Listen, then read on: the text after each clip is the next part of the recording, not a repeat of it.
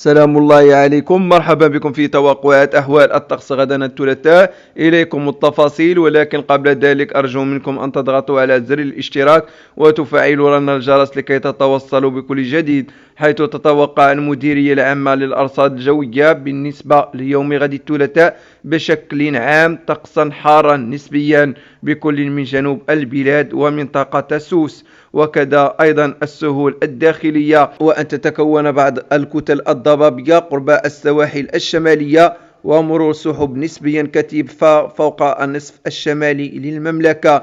كما يتوقع أن تصبح الأجواء غائمة خلال النصف الثاني من الليل فوق أقصى شمال غرب البلاد، مع نزول قطرات مطرية متفرقة، فضلا عن تناثر حبات من الغبار بداخل الأقاليم الجنوبية، وهبوب رياح محليا قوية نوعا ما شمال المنطقة الشرقية وبالأطلس المتوسط والريف.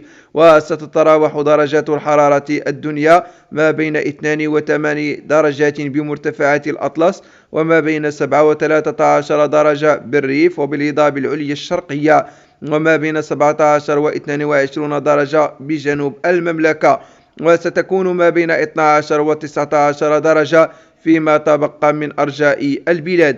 أما درجات الحرارة خلال النهار فستشهد بعض الانخفاض بالمناطق الشمالية، وسيكون البحر قليل الهيجان إلى هائج بالواجهة المتوسطية، وقليل الهيجان إلى هائج بالبوغاز، وهائج ما بين أصيلة وطرفايا وبجنوب الداخلة، وقليل الهيجان إلى هائج بباقي السواحل.